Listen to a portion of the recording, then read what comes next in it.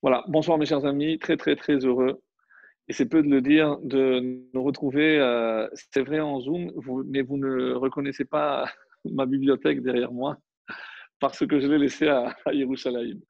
Et j'avais demandé à Nathan, où se passe le cours, de mettre sa bibliothèque derrière, mais bon, c'était un petit peu trop compliqué de déménager. En tout cas, vraiment, on tient à le remercier pour son accueil, et même si je le fais toujours par onde interposée, d'être toujours là, même pendant le mois d'août, il a tenu le bateau et on a pu continuer à enregistrer. Baruch Hashem, vraiment exceptionnel, cette Messirut Nefesh. Et merci à vous tous. Alors, un public restreint, on comprend bien pourquoi, et on maintient ce Zoom pour permettre à tous ceux qui le désirent, en tout cas, de nous écouter en direct. Et sinon, notre cher caméraman ici à Vielle, que je salue aussi au passage. Donc, ce fera une joie de choisir un titre avant et pour pouvoir l'envoyer ensuite. Voilà. Donc, on va commencer ce cours un petit peu spécial parce que, après une interruption de presque 6 mois, presque 7, sans pouvoir venir faire ce cours mensuel qu'on avait l'habitude de faire ici chez notre ami Nathan. Donc, voilà, enfin, donc une bonne occasion de nous retrouver et de vous soumettre donc une réflexion ce soir. Comme vous le savez, donc ça se fait un cours de paracha, mais vous allez voir que cette paracha va tourner autour d'une mitzvah. Et c'est de cette mitzvah qu'on va essayer de parler. Alors, là, j'ai un dilemme, c'est que soit je vois vous, soit je vois mon public. Alors, je partage, je suis partagé, mais comme je ne fais que vous regarder une caméra, là, je vais me permettre, avec votre autorisation, de regarder aussi autour de moi, ça rend plus vivant le cours. Alors, et comme si ce n'était pas enregistré, n'hésitez pas à m'interrompre, à poser des questions. C'est aussi l'avantage d'avoir un public en direct que j'avais tellement, tellement langui. Alors, voilà, bon prochain. Donc, nous entamons les deux parachiotes. On arrive véritablement à la fin de Nitzavim et de Vayeler. Et Nitzavim, donc, cette paracha qui est lui toujours avant Rosh Hashanah. Atam Nitzavim Hayom, vous vous tenez aujourd'hui. C'est quoi aujourd'hui? Quand est-ce que tout le peuple juif se tient devant Dieu? C'est le jour de Rosh Hashanah. Donc, il va être évidemment question du jugement. Mais ce que j'aimerais apporter ce soir comme réflexion, c'est pas simplement la notion de jugement. Peut-être qu'on en reparlera la semaine prochaine, Bezrat Hashem. Alors plus à Paris, puisque je serai en principe chez mes parents. Donc vous avez une semaine pour apprendre l'espagnol. Le cours sera en espagnol pour la semaine prochaine. Donc on trouvera un coin chez mes parents pour le faire en espagnol en direct. Pas Barcelone, hein, Barcelone. Trop décevant. Donc. Bon, Paris, t'es pas mieux. Alors, donc, on va essayer de voir donc, dans un passage que j'ai choisi de cette paracha, c'est la mitzvah essentielle. Et quand je vais vous lire, vous allez comprendre tout de suite de quoi il s'agit. Nous sommes donc la paracha de Nitzavim, le chapitre Lamed, le chapitre 30, et le verset Yud Aleph. Qui a mitzvah azot asher anochi metzavecha hayom, car cette mitzvah que je t'ordonne aujourd'hui, lo niflet himimcha, elle n'est pas très éloignée de toi, inatteignable pour certaines traductions. Velo rechokahi, elle n'est pas aussi loin que tu le penses. Loba shamaimhi, elle n'est pas dans le ciel. Les morts, tu aurais pu prétexter, Mia alelanu hashamaima, qui va monter dans le ciel pour nous l'apporter, vikacher halanu, viashmienu ota venaasena, velo meverayam. Donc, on décrit au fait tout ce que nos ancêtres ont déjà atteint. Kikaro velecha hadavar, c'est l'essentiel, parce que cette parole, cette chose est très proche de toi. Beficha ou bilvavecha la asoto. Dans ta bouche et dans ton.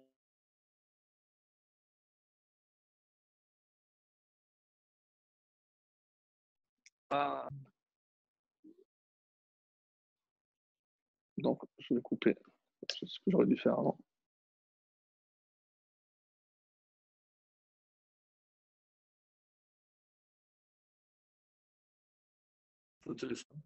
Alors, de quelle mitzvah s'agit-il?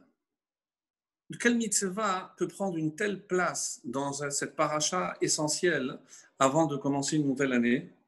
Il est évident que, comme le diront tous les commentateurs d'ailleurs, que cette mitzvah, c'est la mitzvah de Teshuvah. Mais nous avons un problème. Parce que lorsque on pose la question, mais est-ce que faire teshuva est considéré comme une mitzvah ou pas? Est-ce qu'il y a une mitzvah de faire teshuva? Alors, d'après ce qui est écrit ici, et on va voir beaucoup plus loin, après dans d'autres, Veshavta ad Hashem Elokecha, donc, et tu retourneras jusqu'à l'Éternel ton Dieu. Donc, apparemment, c'est clairement dit, c'est clairement écrit. Donc, je ne vois pas comment on peut ne pas arriver à la conclusion que faire, en tout cas, retourner vers Hachem est une mitzvah, puisque c'est écrit dans la Torah.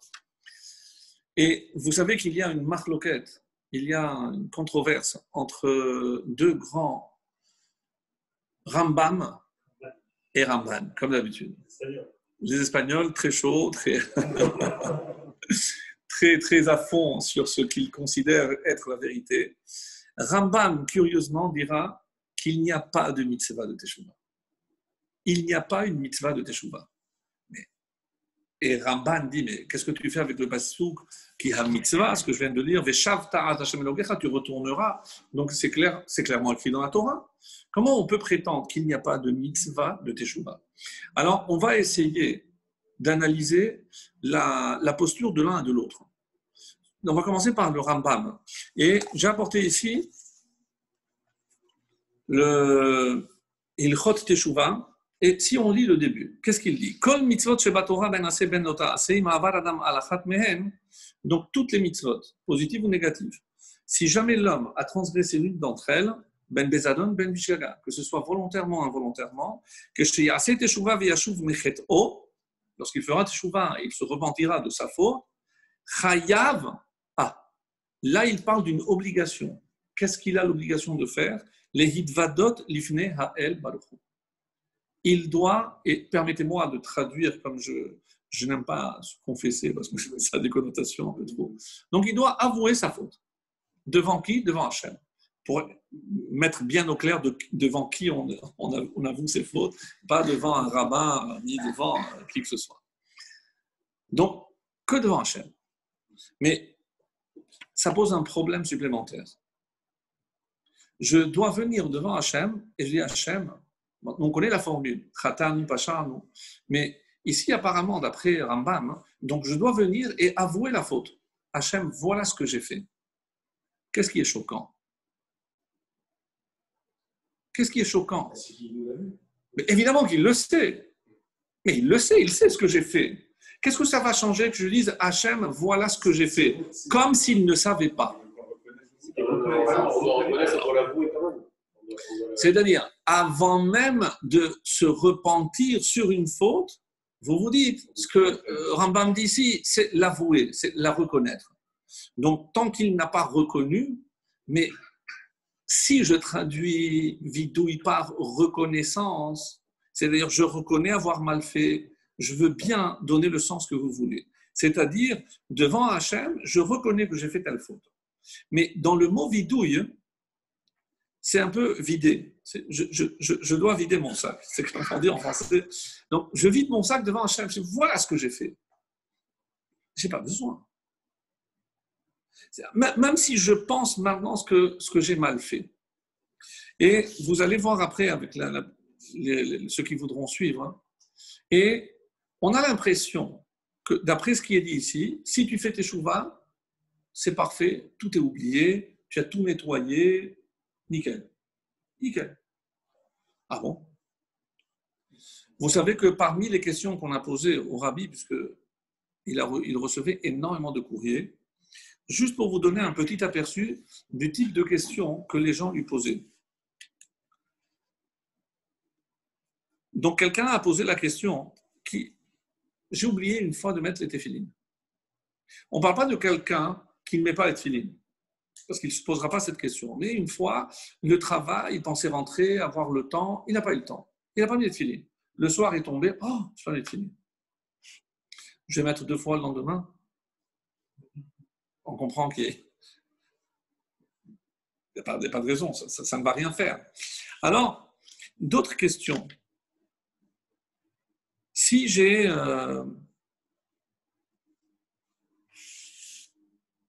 je suis né d'une femme, d'une mère non juive. même si je me convertis, est-ce qu'il reste des traces? Quelqu'un qui a compris l'importance des règles de Nida. Et comme lui aujourd'hui, Baruch Hashem, il a la chance d'être dans la Torah, mais il se rend compte que ses parents, au moment où ils l'ont conçu, ils ne respectaient pas ces règles. Donc il y a un attribut qui s'appelle un Ben Nida. Moi, je fais teshuva. Est-ce que parce que je vais aller tous les matins au mikvé, ça va rattraper les fois où ma mère aurait dû le faire? Tout le monde comprend que ça vide de sens, ça ne rime à rien. Donc, lorsque je dis qu'il y a une teshuva pour tout, est-ce que c'est vraiment le cas? Un enfant qui est né mamzer, même s'il rentre dans la Torah, on va lui effacer sa mamzeroute? Bien sûr que non. Bien sûr que non. Donc, quand on dit que la teshuva efface tout, mais est-ce qu'il y a peut-être une limite à cette teshuva? Donc, ça, c'est des questions qu'on va laisser de côté. Par exemple, le guerre, il a certaines restrictions. Il n'a pas le droit Oui. Il n'a pas le droit de prendre comme témoin, par exemple. Il y a certaines limitations. Mais bon, indépendamment de ça, un guerre, c'est Kenolad Damé, c'est un nouvel être, je veux bien. Mais par rapport à nous, toutes les questions que j'ai posées, j'étais marié avec une Goya, j'ai mis des enfants au monde. Maintenant, moi, je fais tchouva. Mais ces enfants, ils sont quoi pour moi maintenant? Ils sont des êtres humains. Donc, est-ce que je les ignore? Est-ce qu'ils ne font pas partie de ma vie? Est-ce que je trace un trait sur ma vie antérieure comme si elle n'avait pas existé? C'est très difficile. C'est des questions extrêmement difficiles. C'est pour ça que les gens disent teshuva, c'est pas, ils ne mettaient pas le tefillin, maintenant ils doivent mettre les tefillin. Bon, à la limite, et encore. Et encore. Si je vous posais la question, d'après vous, qu'est-ce qui est plus grave entre la transgression et la mitzvah positive? Je m'explique. Là, je dois mettre les tefillin. Là, je ne dois pas mélanger le lait et la viande. Donc, pendant 20 ans, je n'ai pas mis les tefillin. Et pendant 20 ans, j'ai mélangé le lait et la viande. À partir de maintenant, je ne mélange pas le lait et la viande. Admettons, ça va nettoyer peut-être les canaux intérieurs, je ne sais pas comment ça fonctionne, etc. Mais maintenant que j'ai commencé à mettre les tefillin, comment je répare les 20 ans où je ne l'ai pas mis?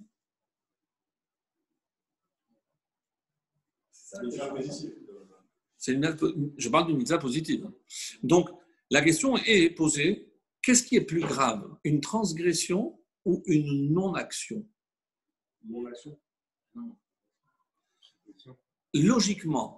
Logiquement, si je prends le temps de réfléchir, je me dis, c'est une transgression. Pourquoi? Parce que ça implique une action qui implique une réflexion et il y a une volonté de faire quelque chose. Oui. Oui, mais il peut y avoir un arrêt, c'est limité. Vous avez dit que ça fait ça, il n'y a pas fait d'action, et c'est comme c'est tout grave. Une transgression qui implique une action, pour simplifier. Et une non-action, c'est pour opposer, là j'agis, là je n'agis pas. D'après la halakha, qu'est-ce qui est plus grave? Qu'est-ce qui est plus grave? Évidemment, d'après la halakha, c'est là où je me suis impliqué dans une action qui a nécessité une préparation, une réflexion, une implication, c'est clair. Alors que là, je n'ai pas mis les tefillin, je n'ai rien fait. Bon, je n'ai pas fait ce qu'il fallait, mais je n'ai rien transgressé. D'après la halakha, il est clair que là où il y a eu une action, donc une réflexion et autres, ça, c'est sûr que c'est une faute beaucoup plus grave. Parce que il y a une réparation. Mais ma question est, mais comment je répare 20 ans de non-tefillin? Alors vient le Zohar et dit, c'est irréparable. C'est irréparable. Donc, d'après le Zohar, c'est beaucoup plus grave de ne pas faire ce qu'on attend de moi que de transgresser. Après, bon, c'est expliqué de manière très profonde parce que ça, c'est la ta'ava, c'est le tzerara. Mais ne pas faire, on attendait quelque chose. Le monde attendait quelque chose de ta part que tu n'as pas accompli. Donc, ce vide, il restera. Et c'est très grave.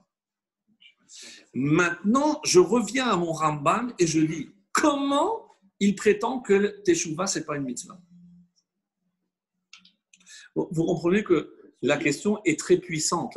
C'est Chas v'Shalom, on ne remet pas en question Et on ne va pas s'immiscer entre deux géants qui sommes nous, hein, entre deux géants que sont le Rambam et le Ramban.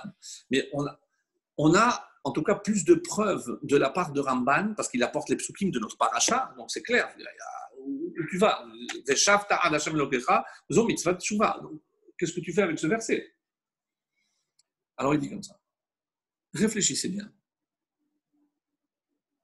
Quand est-ce que je parle de Teshuvah?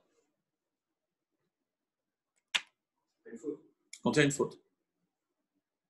Donc, qu'est-ce que Rambam, regardez la finesse, tu as déjà saisi l'idée, c'est que la Teshuvah n'intervient que parce qu'il y a une faute. Donc, mais si je fais ce que j'ai à faire, je n'ai pas besoin de ce processus appelé Teshuvah, qui n'est qu'une réparation d'un mal que j'ai fait. Ne fais pas de mal et on n'a pas besoin de Teshuvah. Parce que admettre qu'il y a une Teshuvah, C'est admettre qu'il y a une faute. admettre qu'il y a une faute. Donc, comment je vais ériger? Je dis, tu dois vivre. Et pour vivre, tu dois respirer. Alors, mais je ne vais pas dire, tu as une mitzvah de respirer. Parce que la Torah t'a dit, tu choisis la vie, donc tu dois vivre. Donc, pour vivre, tu dois respirer. Je ne vais pas dire que respirer, ça devient une mitzvah. C'est-à-dire qu'on est fautif. C'est très fin. C'est véritablement d'une finesse, sincèrement.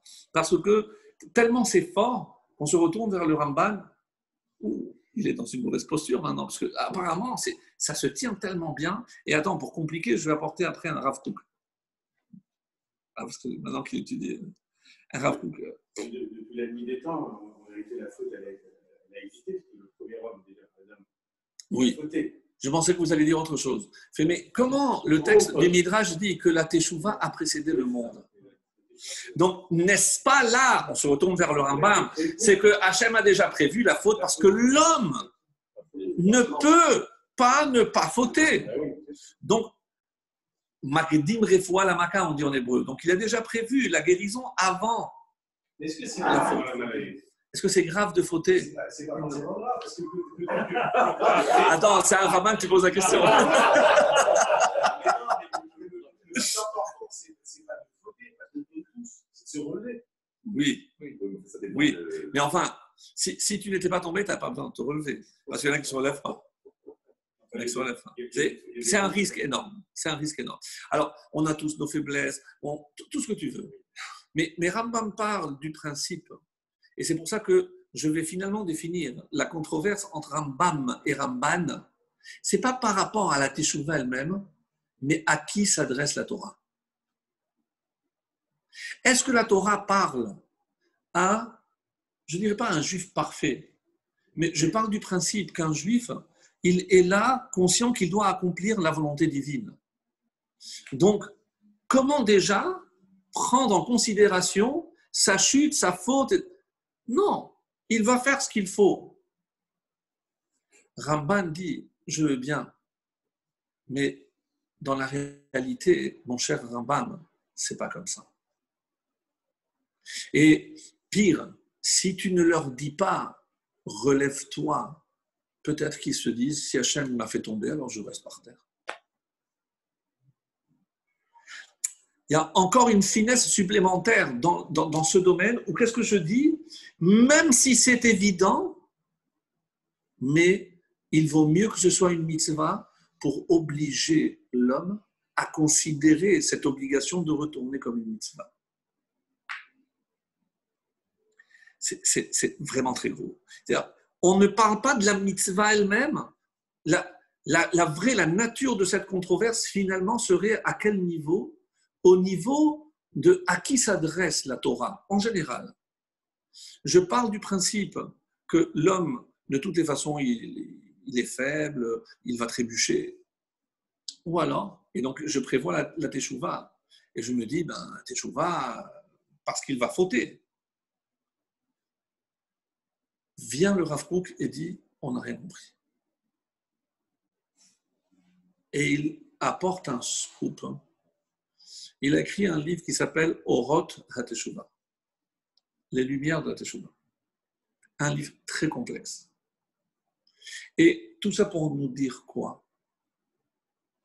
Alors, je vais passer par, pas une démonstration, mais par un verbe en hébreu qui veut dire créer. Comment on dit créer en hébreu?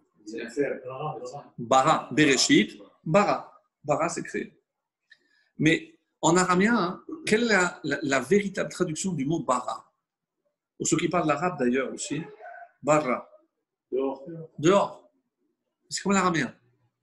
Et vous connaissez un mot qui est composé à partir de bara. Baraïta. C'est une Mishnah qui est restée dehors, à l'extérieur. Et comme on dit, Toho Kevaro, son intérieur, Kevar, Bar, c'est son extérieur. Mais Bar, c'est aussi son fils. L'intériorité d'un homme passe par son fils. Je vois le fils et je sais qu'est-ce qui est important, qu'est-ce qui est à l'intérieur du père. Toho Kevar. C'est très, très bon. Très, très bon. C'est pour ça que Bar Mitzvah, c'est le fils de la Mitzvah. C'est-à-dire que maintenant, il avait ce potentiel, Bar, maintenant il extériorise la Mitzvah qui, pour l'instant, n'était pas une obligation pour lui, etc. Alors, en anglais, comment on dit sortie? Exit. Et si je rajoute un S, existe. C'est curieux, ça. C'est vraiment curieux. Être à l'extérieur. Exister, ça veut dire être à l'extérieur. Mais d'où le latin, puisque le latin, mais d'où ils ont eu un truc pareil? On est en train de parler des secrets de la Torah, du mot bara, et comment, dans le langage ex, c'est extérieur, être, exister, c'est être à l'extérieur. D'où ils savent une chose pareille. Et si déjà on parle, c'est quoi extérieur de qui? Exister, c'est être à l'extérieur. L'extérieur de qui? Du monde. L'extérieur de Dieu, Bravo, Michael. Bravo. C'est-à-dire, n'oubliez pas, comme nos livres le disent si bien, qu'est-ce que c'est la Neshama, ce souffle divin? Chelek Eloka Mimal. C'est une parcelle de Dieu. C'est que si Dieu sortait de lui une part pour la donner à l'homme, pour donner, c'est ça. Vaipah Beapav, un souffle. Le souffle, c'est quelque chose qui vient de l'intérieur. Donc la symbolique, je la retrouve aussi dans le chauffard. Dans le chauffard, il ne peut sonner que lorsque je fais sortir ce qui est à l'extérieur. C'est pour me rappeler le sens profond de l'existence, etc. Donc, il y a des choses très, très belles. Mais, donc, quelque chose qui est sorti d'Hachem, cette âme, à quoi elle aspire? Bravo. Et comment on dit le retour vers Hachem? Ça n'a rien à voir avec la faute. Ça a à voir avec la création. Dans le processus de la création, il y a une extériorisation et donc c'est la tendance naturelle de l'âme, c'est de retourner à la source. Ça, le Rav Kook dit, et c'est quoi cet élan, cette propulsion de retourner vers Hachem? Ça, c'est la Teshuvah. Et la faute l'écarte, justement. Donc la faute va encore plus l'écarter. Et c'est pour ça qu'on peut expliquer. Alors, pourquoi il doit avouer? Pourquoi la parole? Quelle est la fonction de la parole? Extérioriser la pensée. Bien, mon ami. Bien. Mais plus qu'extérioriser. C'est-à-dire que la parole est l'union de la pensée et de l'action. Baruch Omer, c'est pour ça qu'il n'y a pas une seule action qu'un juif fait qui s'appelle une mitzvah qui n'est pas précédée par une parole. Cette parole, on l'appelle la bracha. C'est la bracha. La création passe par une séparation. Bien sûr. Après, là, je ne vais pas rentrer ce soir dans quelque chose, parce que c'est par exemple le Ramchal. Il dit, ça c'est ce qu'il appelle, pour notre ami Michael, le mal ontologique. C'est-à-dire que forcément, dès que je me sépare du bien absolu, ben, ça ne pourra jamais être aussi bien. Donc, le mal est inhérent à la création. Pourquoi? Parce qu'on s'est séparé de la source. Donc, la création passe par la faute. quand on a dit que la teshuva a précédé la création, mais on ne parle pas de la faute. On parle de cet état d'union parfaite où on restera, malgré cette extériorisation, connecté avec la source. C'est un magnétisme entre l'espace qui se contracte pour nous permettre d'exister. Il s'est contracté sans rentrer dans cette notion très profonde pour laisser la place à la création. Parce que là où il est, rien ne peut occuper la place. Alors, si tu as fait un peu de Tanya, donc Dieu s'est retiré, et ça a créé quoi? C'est comme un cercle de feu. C'est ce qu'on appelle Oroth HaMekifin, c'est la lumière qui entoure. C'est pourquoi? Pour recevoir la vie. Et ça, c'est le cave.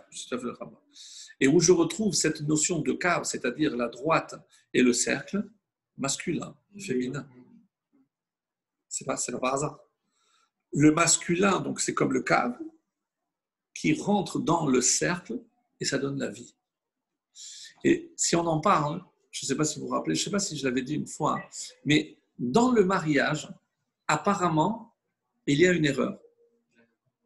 Parce qu'au moment où on passe la bague, c'est elle qui a la droite et lui le cercle. Il y a une erreur. Il y a une erreur quelque part. Alors, une fois, j'avais entendu une explication très intéressante. Bon, Agave, hein, parce que je profite puisqu'on en parle, mais ça fait tellement bien. On dit comme ça, la femme, elle montre l'homme et elle montre le droit. Elle dit, je sais que ta nature, toi, homme, c'est d'être rigide. L'homme, il est rigide. C'est sa nature. Et la femme, et lui, qu'est-ce qu'il dit? Il prend le... Je sais que toi, tu es cyclique.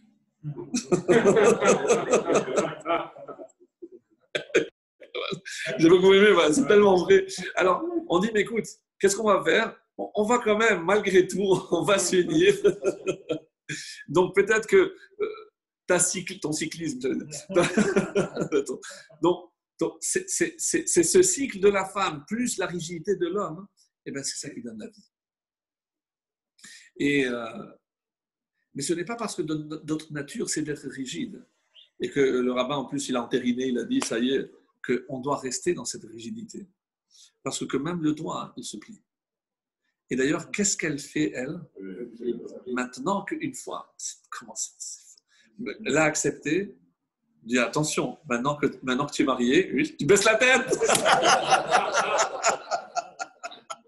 Ça, j'aurais dû te le dire, non? C'est excellent. Non. On n'a pas commencé le cours, je ne sais pas. Mais maintenant, pour revenir donc à cette notion, puisque tu as parlé de Tzimtzum, on a inversé les rôles. C'est comme si c'est la femme qui donnait et l'homme qui recevait. Quel est le message? Dans le mariage, où c'est l'homme qui donne, c'est l'homme qui signe, il faut qu'il soit, pendant cet instant-là, conscient d'une seule chose. C'est qu'en se mariant, la femme donne beaucoup plus que tout ce qu'il pourra donner. Parce que par le don de la femme, lui, il devient un homme. Et donc, comment j'accepte? Parce que je suis receveur pour une fois. Et comme ce symbole du cercle et de la droite, lorsqu'ils s'unissent, c'est la vie. Mais de quelle vie on parle ici? C'est un nouvel être.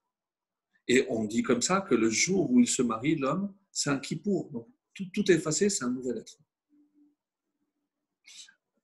C'est un nouvel être. Donc, comment les Chachamim, dans cette symbolique extraordinaire, donc tout a un sens tellement profond. Et c'est ça, je trouve que c'est tellement dommage des fois de passer à côté, parce qu'on se rend compte. Et je profite, messieurs, puisque vous êtes tous là, pour rappeler que pour les fêtes, il faut toujours faire un cadeau à sa femme. Non, c'est bien, c'est bien. Nouvelle machine à laver aussi, ouais. Non, mais maintenant, mais j'ai vu ça, c'est l'aspirateur intelligent.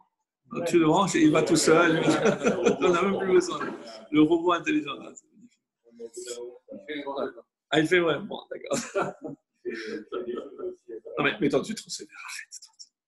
Donc, non, et c'est vrai que des fois, on ne se rend pas compte.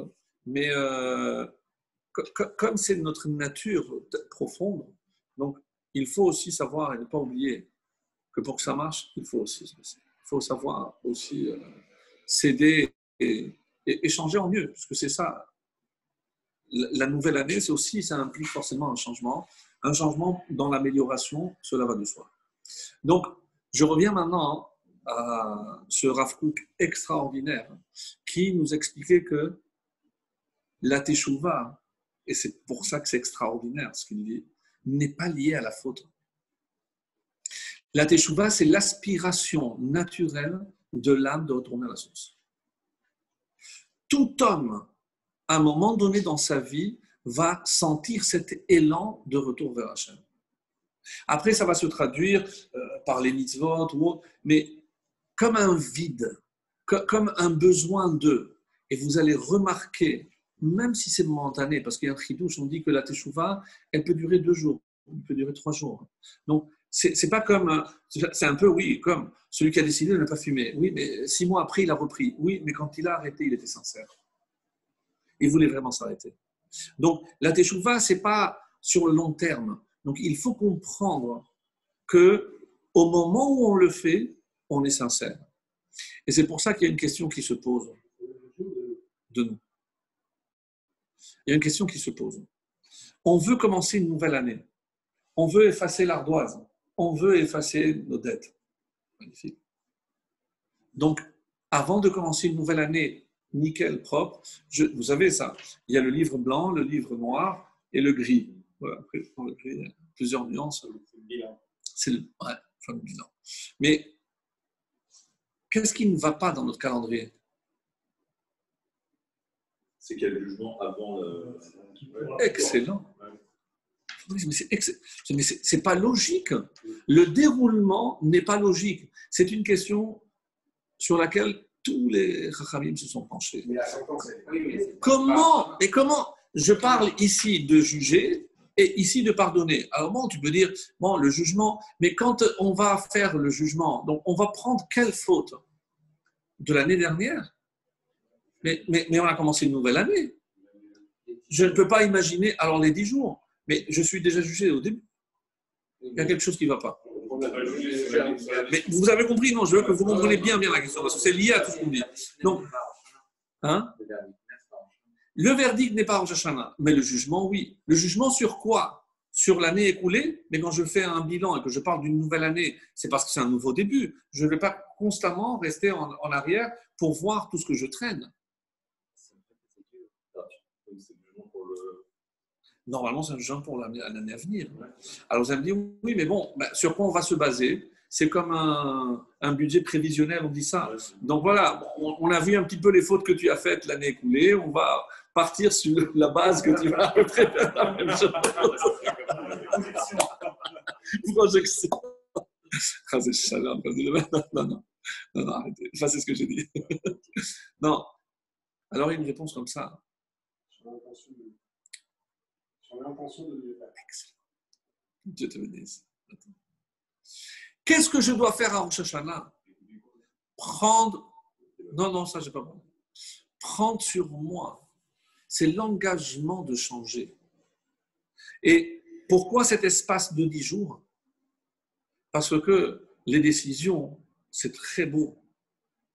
Mais avant que je prononce ma sentence, je vais voir si c'est juste une intention, si c'est juste des paroles, ou concrètement.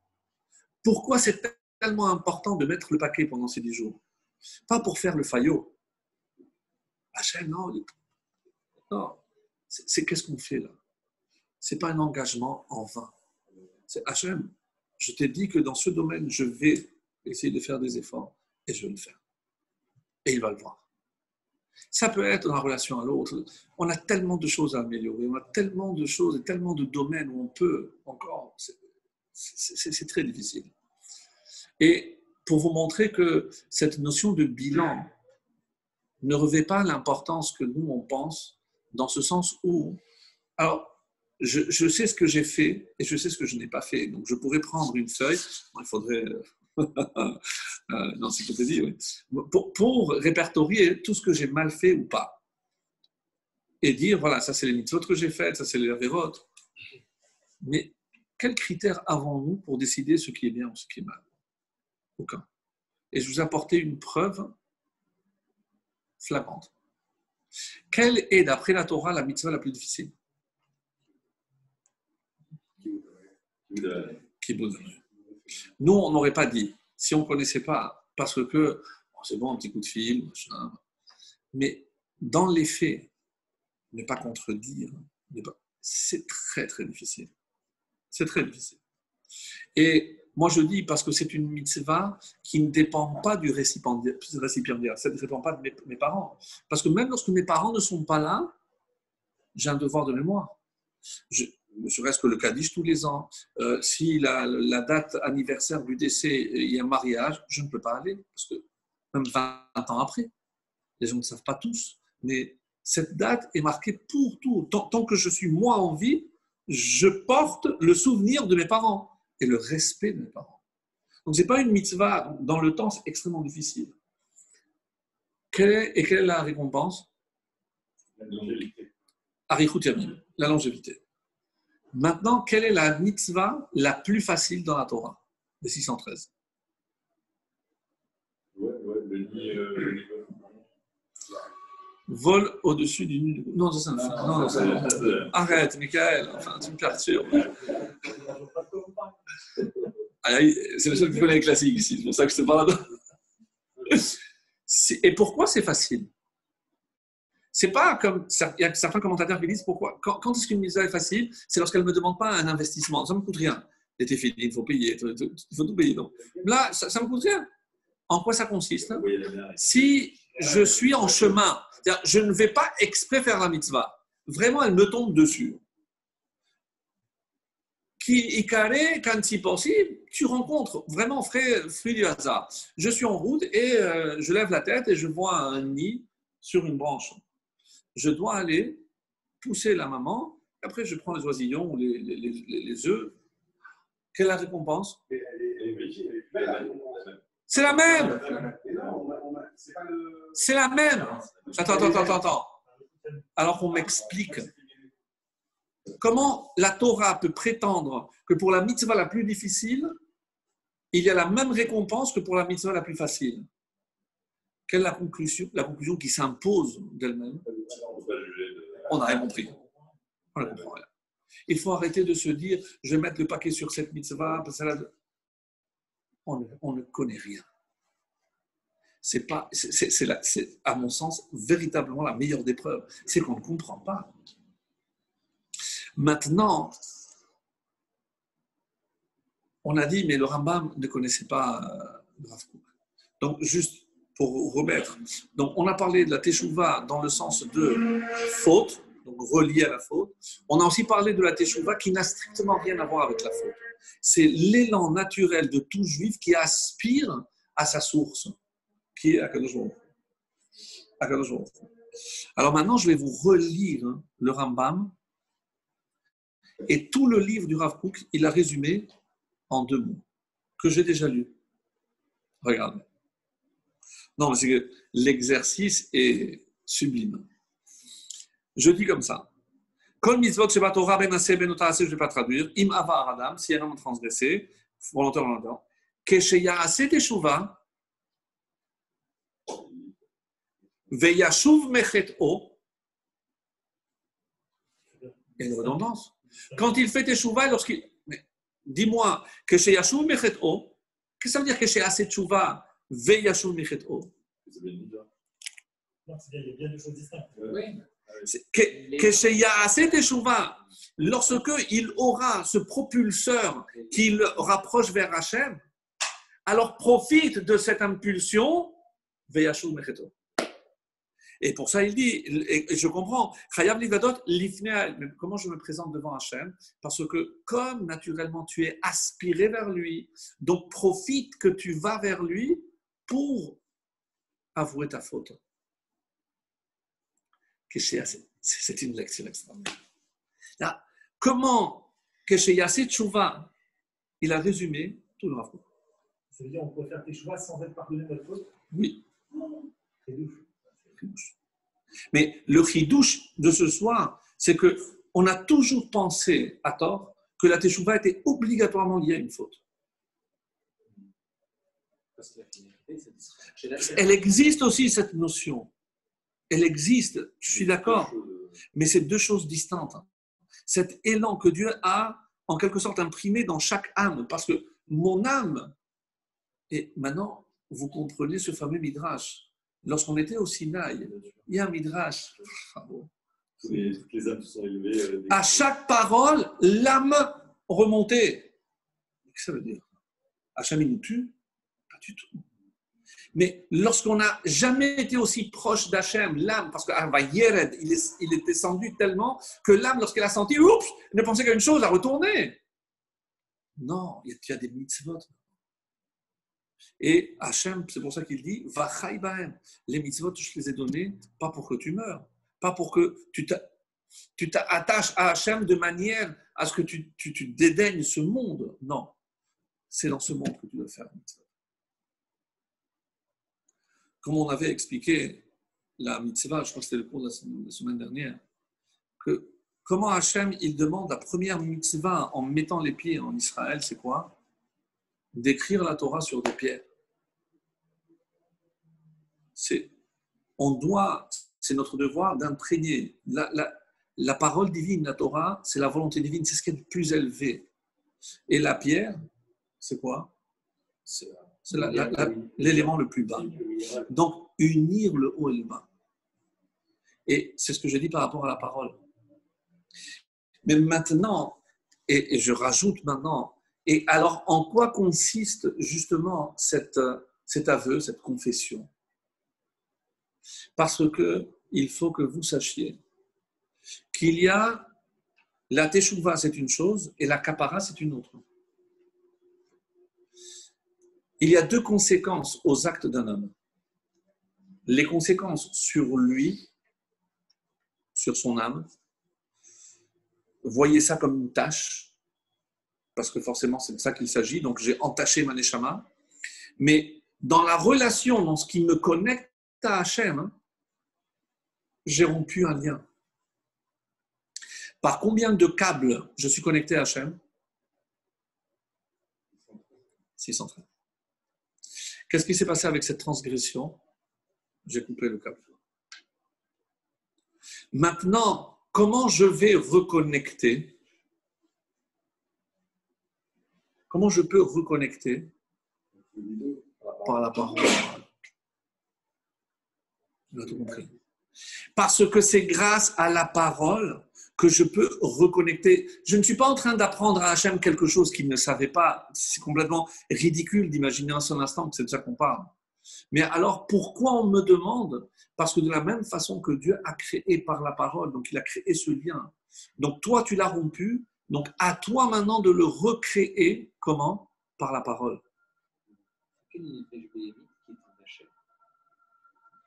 Question délicate. La question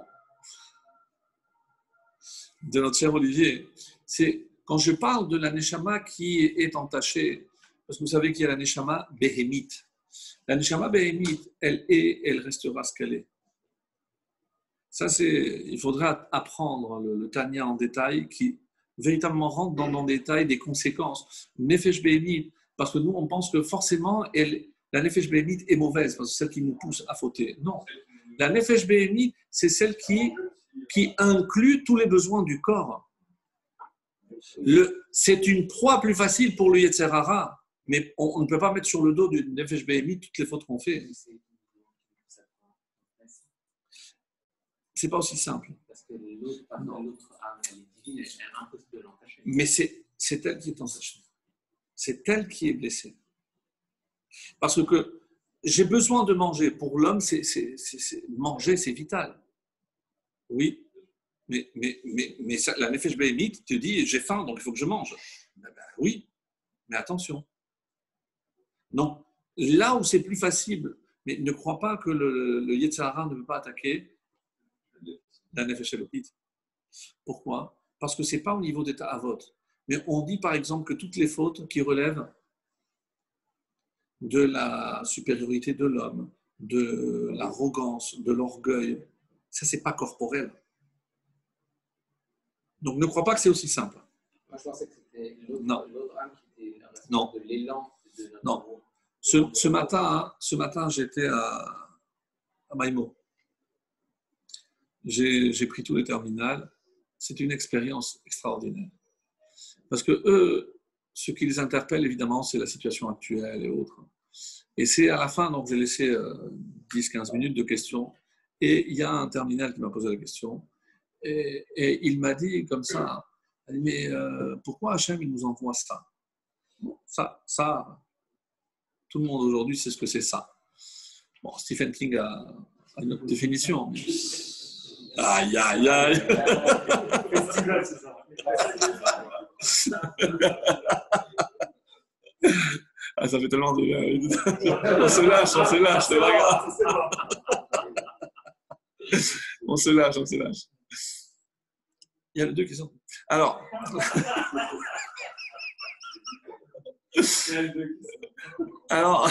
Ce sont la salle de piste. Attends. Ouais. Alors, je lui ai répondu à la chose suivante. Est-ce que tu connais l'histoire de Titus? Il me dit oui, c'est lui qui a détruit le temple. Je dis oui, mais est-ce que tu savais qu'il est allé rapporter tous ses trophées de guerre à Rome, où ça se trouve encore aujourd'hui, et après il est revenu. La terre d'Israël lui manquait trop, donc il est revenu. Sur le bateau de retour, c'est comme ça, c'est la Gemara, moi. J'arrange un petit peu le scénario, mais sur le retour, donc il y a eu une très grosse tempête, et le bateau dans lequel se trouvait a failli chavirer. Donc, du coup, il est monté sur le pont, il a levé la tête et a dit « Tu es en colère parce que j'ai détruit ta maison? Pourquoi tu t'attaques à moi sur la mer? Ce n'est pas mon élément. Je t'attends sur terre. » Non, ce qui est intéressant, et c'est ce que j'ai voulu vraiment mettre l'accent dessus, la mer s'est calmée. Dieu écoute la prière des méchants. On dit que l'une des prières qui a le plus de valeur, c'est celle du voleur. Ce n'est pas pour faire un jeu de mots.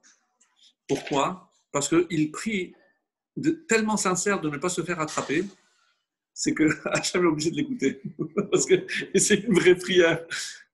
Vous vous rendez compte que les Chachamim, ils osent nous dire qu'Hachem écoute la prière des voleurs. C'est ça une Torah de vérité. On n'a pas honte de dire les choses comme ça. Alors, incroyable. Je lui ai dit, qu'est-ce qui s'est passé dès qu'il a posé le pied sur terre? Dieu a envoyé un petit soldat, un moustique. Vous connaissez tous, rentré par le nez, lui a rongé petit à petit, jour après jour, jusqu'à lui manger le cerveau dans des atroces souffrances. Et je lui ai dit comme ça. Alors ça les a perturbés. Hein. Ça les a perturbés. Et je leur ai dit, pourquoi Hachem a envoyé un petit insecte pour contrer l'arrogance de l'homme? L'homme qui se croit tellement grand, Dieu lui envoie le petit. Plus l'homme se croit grand, plus Dieu lui enverra des petits. Et du coup, maintenant, c'est tellement petit, c'est l'infiniment petit face à l'infiniment grand. Donc, ça les a secoués. Ça les a secoués. Qu'est-ce qu'on a oublié au passage? Nous, les peuples juifs, ce que je disais, je ne sais plus où, dans quel cours, c'est que notre rôle, c'est d'être une lumière pour les nations. Une lumière, ce n'est pas parce qu'on est mieux que les autres, mieux lotis pour donner des leçons. L'image que les Chachamim m'ont donnée, que je trouve merveilleuse, c'est celle d'un phare. Le phare n'est pas là pour éclairer la mer ou pour produire de la lumière, simplement, comme son nom l'indique, orienter.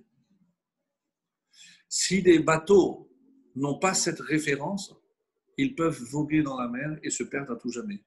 parce qu'il leur a manqué justement cette direction. Qui est censé montrer la direction à l'humanité?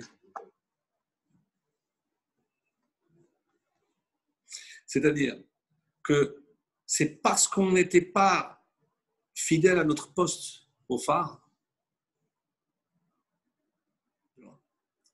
que les bateaux se sont perdus.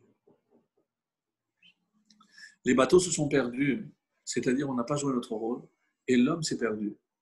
Qu'est-ce qu'il a perdu au fond? C'est la vraie référence. On dit comme ça que l'homme a perdu la capacité de rendre des comptes. Mais pourquoi rendrait-il des comptes s'il n'y a que lui-même qui compte? Très très dur ce que je dis. C'est chaud, ça. Ah ouais. C'est très dur. Autrement dit, ouais. Ce que Hachem attend de nous peut-être, et j'ai dit, c'est sûr qu'il n'y a pas de hasard, mais les deux pays les plus touchés, les États-Unis et Israël, c'est là où il y a la plus grande concentration de juifs. Le message est on ne peut plus clair. Hachem nous attend. Et qu'est-ce qu'il attend de nous? Qu'est-ce qu'on est censé être pour Hachem sur terre? Son délégué, mais il y a un mot extraordinaire parce que c'est Hachem qui nous désigne comme ses témoins. Vous devez témoigner que c'est moi qui dirige le monde. En hébreu, le mot témoin, c'est Aed. Aed. Et où je trouve dans la Torah le mot Aed, dans le schéma. La dernière lettre de schéma dans la Torah est plus grande. Et la dernière lettre du mot Echad, le Dalet, est plus grand. Ça forme le mot Aed. Où est-ce que dans la Tfila, à part le schéma que je viens de dire, où est-ce qu'il y a également le mot Aed? Excellent. Attendez pas moins de vous. Je suis fier de vous. Allez-nous les Shabéach, En Od, et après, Alken et Echad. Donc il y a deux paragraphes. Vous savez comment on appelle Allez-nous Shabéach en Israël? Tefilat Haderech. Tout le monde s'en va. C'est Tefilat Haderech. C'est là où tout le monde va. Mais qu'est-ce que j'apprends? C'est qu'il y a deux témoins. Donc, peut-être que et où on retrouve la prière de Allez-nous Shabéach? Qu'est-ce que ça vient faire ici? Alors, les gens qui découvrent Allez-nous Shabéach, c'est à la fin que ça vient faire dans la Hamida. Pour nous rappeler une seule chose. N'oublie pas que tu es mon témoin. Parce que si toi, juif, tu ne témoignes pas de ma suprématie dans ce monde, donc qu'est-ce que tu attends des humains? Évidemment qu'ils vont croire que la seule référence, c'est l'homme. Et je dis souvent, parce qu'on a tendance, surtout les religieux, à cracher sur le pauvre Darwin. Bon, peut-être qu'il a dit des bêtises, mais au départ, la théorie de l'évolution, elle se voulait quoi? La capacité de l'homme à s'adapter à son environnement. C'était ça la base. Donc, on ne peut pas lui tomber dessus parce que c'est la pure vérité. Mais ça entraîne quelque chose de dérangeant. Quoi donc? Ça veut dire que plus on avance, mieux on est. Bravo. Donc, dans la civilisation qui nous entoure, le synonyme de nouveau, de progrès, c'est un synonyme de bien, de beau, de meilleur. Tellement que si je laissais le monde avancer, forcément et inéluctablement, il irait vers le meilleur, vers quelque chose de mieux. Et donc, forcément, une année qui suit une autre est forcément meilleure. Vous avez tout faux. Vous avez tout faux. Tout faux. Je disais tout à l'heure, femme, et même si je répète la semaine prochaine parce que c'est tellement beau, l'année qui va commencer, c'est Tafshin P Aleph. P Aleph, 81. Mais c'est une mise en garde. Parce que si vous n'allez pas dans le bon sens, Comment je lis à l'envers? Af, c'est la colère. Et quand Dieu est en colère, qu'est-ce que l'homme fait? Il couvre le nez. Je t'assure, je sais pas si c'est impressionnant. Donc, et comment je peux lire ça dans un sens positif, c'est-à-dire vers l'avant? Pelaot ar-elnu, des merveilles, je vais vous montrer.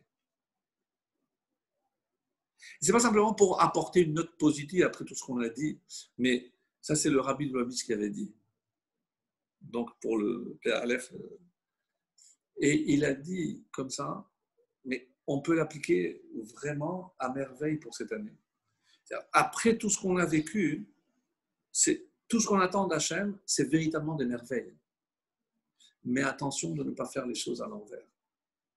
Parce que si c'est à l'envers, la colère va sévir. Et c'est pas parce que les médecins ont toujours raison, surtout dans ce contexte où vraiment personne ne sait où on va, mais dire qu'on s'attend au pire en hiver, c'est après les fêtes. Donc, il faudra vraiment faire un effort comme jamais pour que cette prière, et c'est notre force. J'ai raconté cette anecdote aux dames, mais je vous raconte aussi à vous. Je suis arrivé à Paris, à l'aéroport.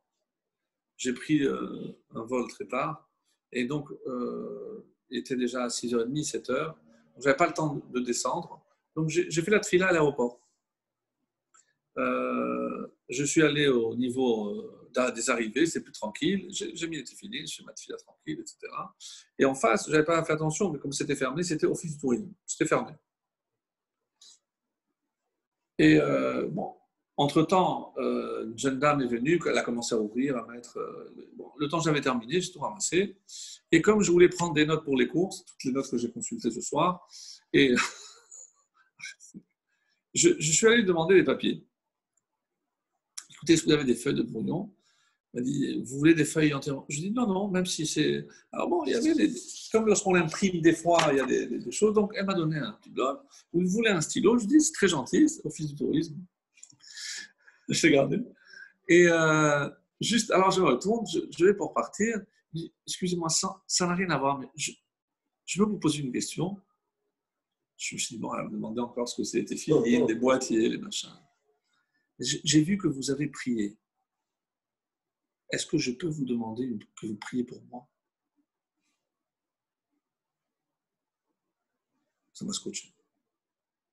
Mounir. Je ne vais pas l'oublier parce que alors je lui ai dit la seule chose que je peux et je dois vous souhaiter, c'est que vous trouviez un mari digne de vous. Il a eu les larmes aux yeux. Je lui ai dit, mais comment vous savez? Sinon, on ne va pas demander. C'est ce à quoi aspire une femme, c'est trouver un mari. Ce que je vous souhaite, c'est Dieu, machin.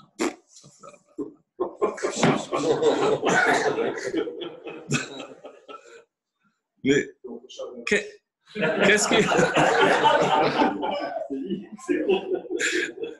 Attends, ça c'est. Qu'est-ce qui. Mais moi, la conclusion que j'ai tirée, elle est très simple. Elle est très simple. Parce que même les nations savent. Et eux, c'est des religieux. Ce n'est pas comme d'autres qui ont tout laissé tomber. Mais même eux savent la force de notre prière. Il n'y a que nous qui ne sommes pas conscients des fois de notre force de prière. Et je trouve que c'est triste. Alors, on va commencer le cours.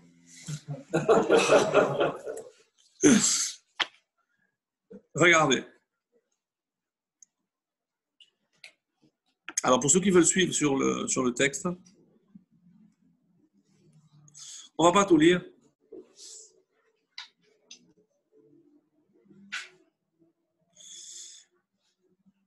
Dans le 2, oui, la note numéro 2, il y a dans le tour Shulchan Aruch, et on nous dit dans quel ordre on doit lire les parachiotes. Et il dit comme ça. Beshana Pshuta, une année simple, c'est très bon. Hein. Pikdou ou Pisrou. Pikdou, c'est compter, et Pisrou, faire Pessah. Qu'est-ce que ça veut dire? Dans quel paracha on compte? Tzav.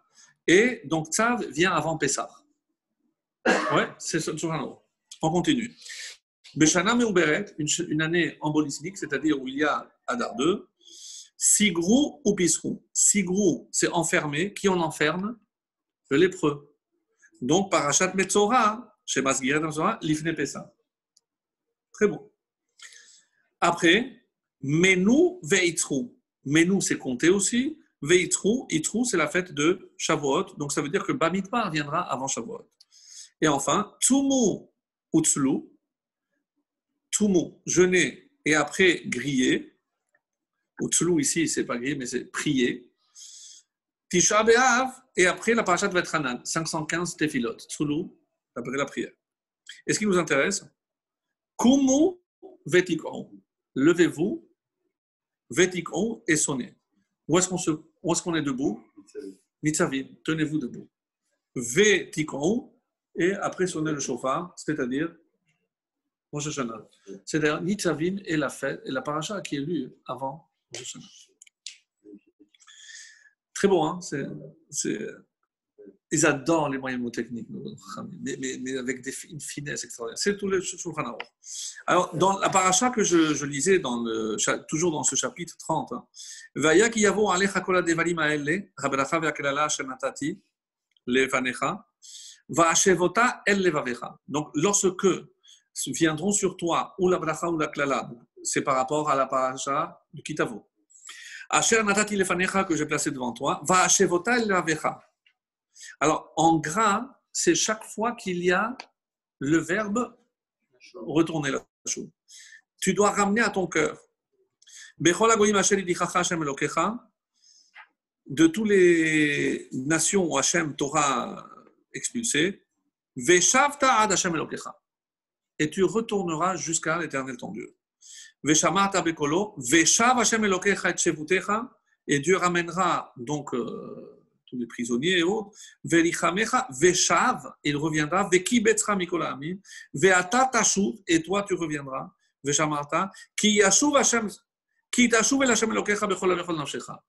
combien de fois? Dans l'espace de quelques psukim, 7 fois la racine de retourner. Mais ici, dans 2 contextes différents, un c'est le retour, soit comme le Rav Kook a dit, soit regardez le Ramban qui va être égal à lui-même. Veshavta Hashem Elokecha, mitzvah, c'est une mitzvah de rentrer, de retourner. Chez Itzavé Otanu la Sotken. Donc de là, il dit que c'est une mitzvah. C'est une mitzvah. Alors, donc qu'est-ce qu'il veut dire par là? Et ça, c'est une notion dont on n'a pas parlé, mais on n'aura pas trop le temps.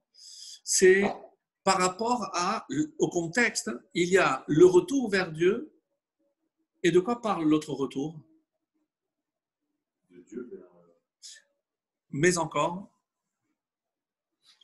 Veshav veki betzra mikolamim. Il te rassemblera toutes les nations. Pour te ramener où? Retourner où? À la terre. Terre d'Israël.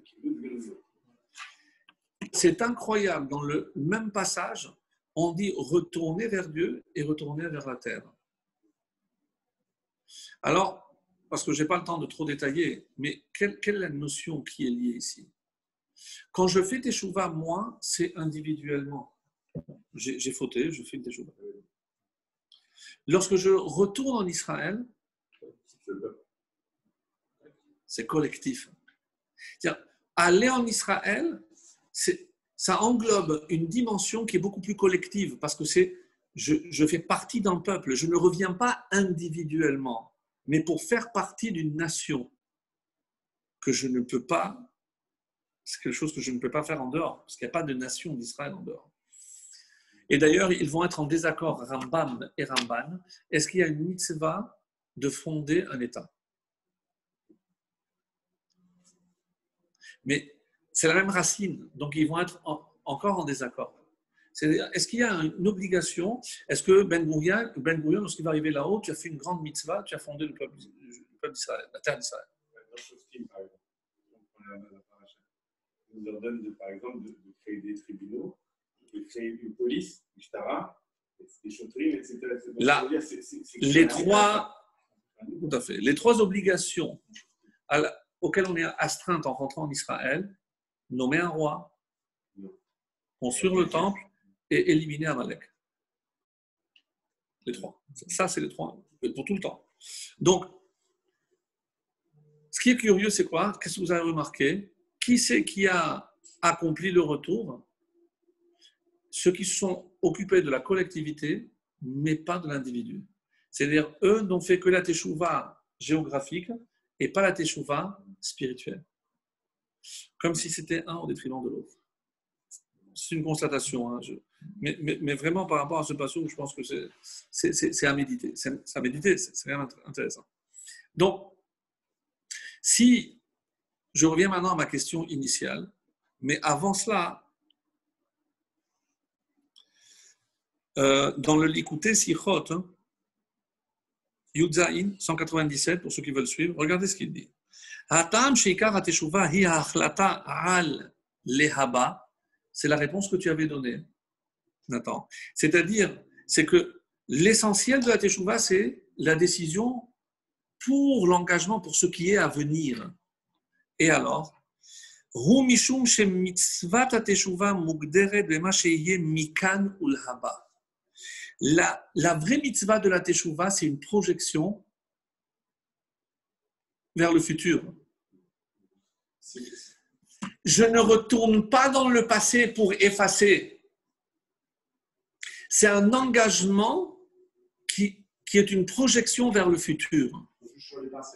Et alors, regardez comme c'est magnifique. Il a décidé d'arrêter d'être un rachat pour être un tzaddik. Aval, l'obenogé allait avoir, mais le passé est le passé. Ça répond déjà à la question, mais comment je fais avec le mamzer? Ça, je ne pourrais pas le changer. Mais alors,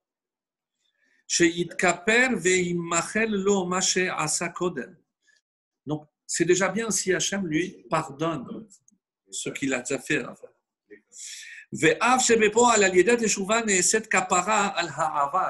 Donc, kapara, c'est couvrir. Hachem, qu'est-ce qu'il dit? Je couvre tes dettes. Ça veut, je considère qu'il n'y a pas de dette. Mais si on imagine que la teshuva, c'est uniquement par rapport à ce qui est passé, et c'est ça l'erreur qu'on fait, et c'est ça ce que je veux qu'on sort ce soir, qu'est-ce que dit? Et vous avez parlé de la non-action tout à l'heure avec tout à fait. On peut réparer finalement ce qu'on ne va pas faire demain. Et je vais vous le dire oralement, si vous regardez les feuilles, mais il y a une notion. Parce qu'on a posé la question, qu'est-ce qu'il a conseillé à cette femme qui avait la certitude qu'elle avait été conçue de parents qui n'ont pas respecté les lois de la pureté familiale? Qu'est-ce qu'il lui a dit? Il y a quelqu'un qui est venu une fois chez le rabbi et lui a dit je viens d'apprendre que pendant la guerre, ma mère, pour me sauver, m'avait laissé chez des non-juifs pendant pratiquement 3 ans. Pendant 3 ans, j'ai mangé névélo toutes les fautes. Pas que je mélangeais la viande ou le lait, je mangeais du chazir. Rabbi, comment je peux effacer ça? C'est-à-dire, même mentalement, il a des séquelles, parce qu'il se dit, comment aujourd'hui je veux, mais comme s'il y avait un frein. Mais c'est clair, on ne peut pas effacer le passé. Mais il a donné un conseil extraordinaire, et je pense que c'est le plus beau conseil que l'on peut donner à quelqu'un.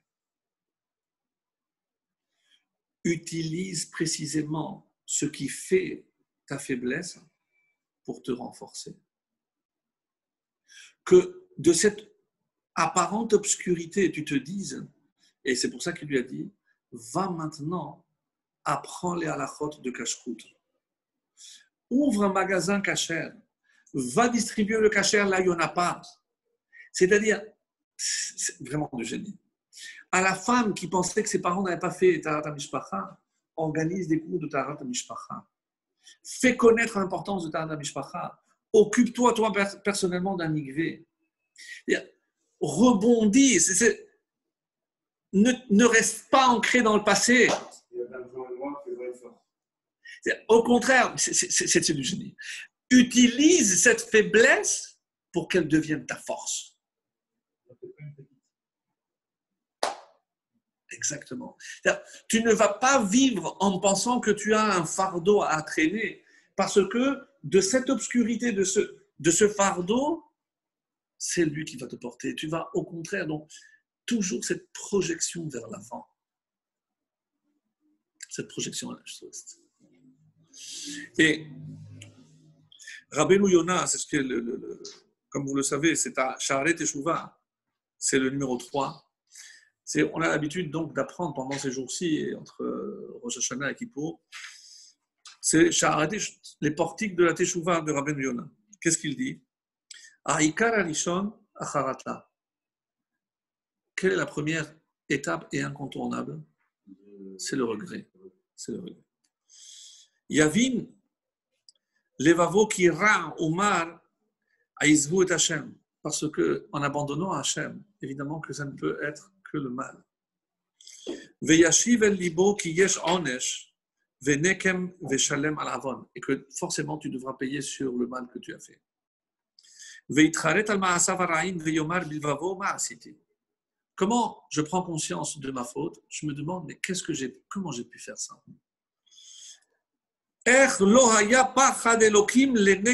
Comment je n'ai pas eu peur au moment où j'ai transgressé, alors que je sais qu'Hachem il me voit? Quel est le Ikar Sheni? Azivat Achet. Là, tu prends la décision d'abandonner. Donc il faut qu'il se convainque dans son cœur donc il va vraiment abandonner cette voie-là. Et c'est quoi le Ikar Shlishi? Hayagon. La tristesse. Yagdil yagon bilvavo ve'yanach bimmerirut lev. C'est-à-dire, s'il ne sent pas cette peine d'avoir déçu Hachem, il ne peut pas faire tes choses. On dit que la peine aussi, c'est éloigné. La peine de penser que Hachem ne va pas pardonner, ne va pas t'accepter. Hachem ne ferme jamais la porte. Je vais raconter l'histoire de la porte. Longtemps peut-être. C'était quelqu'un qui était allé sur le tombeau de Yonatan Ben Uziel. Tu te rappelles de ça? Et il était en train d'implorer, certainement prier pour sa fille ou autre. Il lève la tête et il voit quelqu'un qu'il pensait connaître. Il lui dit, tu es un tel? Il lui dit, oui. Il dit, mais on m'a dit que ça fait 10 ans que tu es parti en Inde, que tu avais tout laissé tomber. Il a dit, oui, c'est vrai. Et maintenant, mon Hachem, je suis revenu d'Inde et du reste.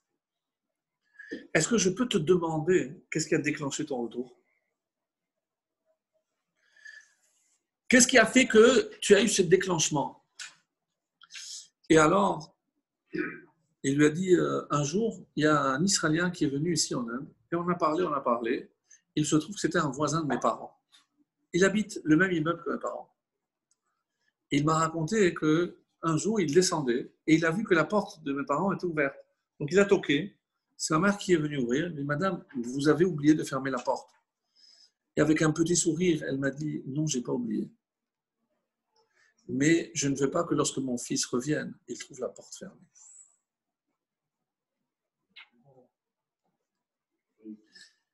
Et il a dit, si mes parents en chair et en os ne ferment pas la porte, c'est évident que mon père là-haut, il ne peut pas me fermer la porte. Ça m'a donné la force et le courage de revenir. Et c'est pour ça qu'aujourd'hui, je suis là. Parce que maintenant, j'espère pouvoir me marier comme il faut. Hachem ne ferme jamais la porte. Je pense que ça, si on est convaincu que c'est la stricte vérité, c'est la vérité.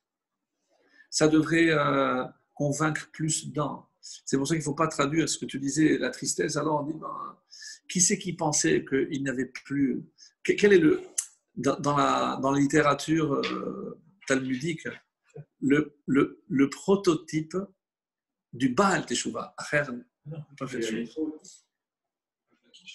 Rabbi Eliezer ben Dardaya. Excuse monsieur. C'est celui qui n'a laissé tranquille aucune prostituée.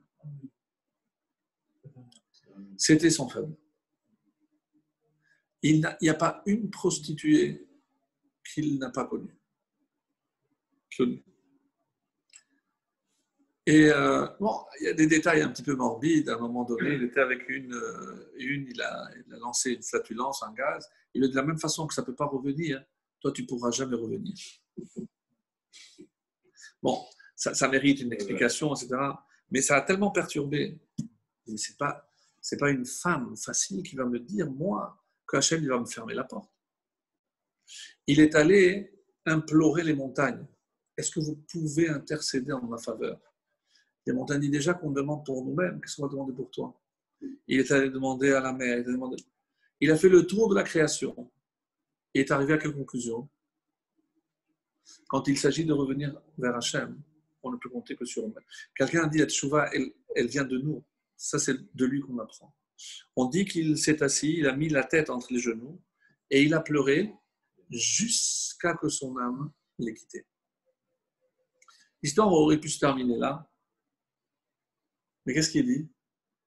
Bat Kol. Il y a une voix céleste qui a dit Rabbi Eliezer ben Dourdaya, Rabbi, il est invité au Gan Eden.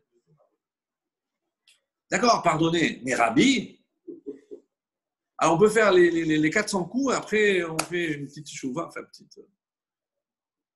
Rabbi? Rabbi, c'est quelqu'un qui nous enseigne. Forcément, nous a enseigné quelque chose. Je pense que l'enseignement majeur, c'est celui-là.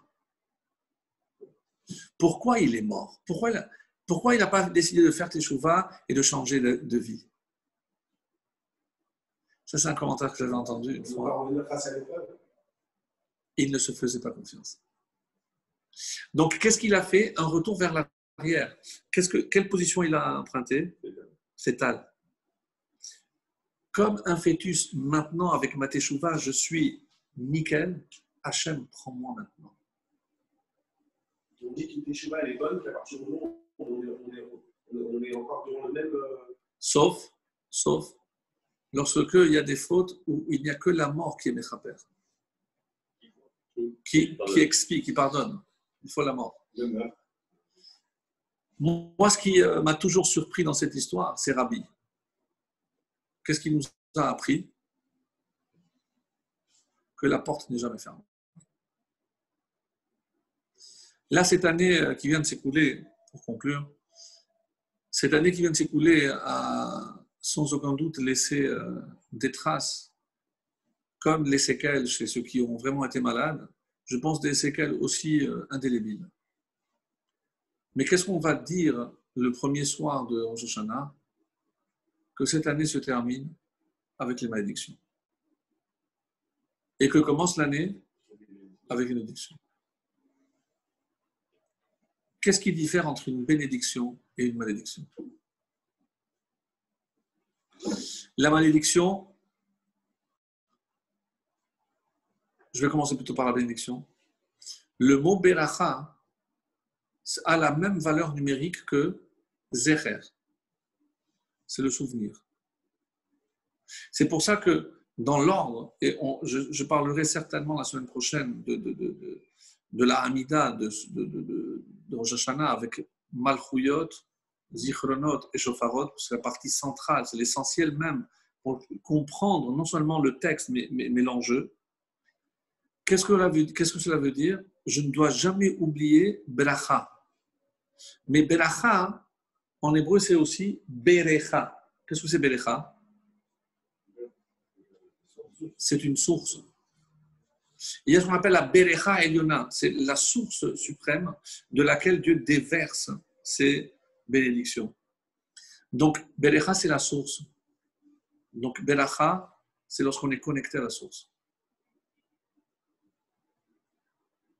Et donc, la Klala, par opposition, c'est lorsqu'on est déconnecté de la source. Si on veut véritablement que se finissent les malédictions, on a la solution. On doit se reconnecter à la source. Faire savoir qu'il y a un seul maître à bord, que notre bateau n'est pas abandonné à la dérive, qu'il y a un capitaine. On dit au niveau cavernite, il y a un capitaine. Et même si l'humanité a tendance à l'oublier, c'est peut-être notre rôle à nous tous. En cette veille de Rosh Hashanah, Be'ezrat Hashem, qu'on soit vraiment à la hauteur, qu'on soit des témoins dignes, qu'on joue notre rôle comme il se doit, et là on pourra se réjouir, parce que Kibeti Bet Tefila Ikare Lechol Amin. Notre maison de prière sera une maison de prière pour toutes les nations. Toutes les nations vont accourir au 3e Beth Amikdash. Non. Mais lorsque nous, on va prier, on aura cette force de prier pour toute l'humanité. En attendant le dernier chauffard de la Géoula, déjà on a ce petit chauffard. Parce que là, pourquoi je dis petit? Parce qu'il Takar mais chauffard Gadol. Il est écrit que pour Mashiach, il y a le grand chauffard. Parce que l'humanité tout entière va l'entendre. Pour l'instant, contentons-nous de notre petit chauffard et que ça a une projection vers cet avenir beaucoup plus radieux. À vous.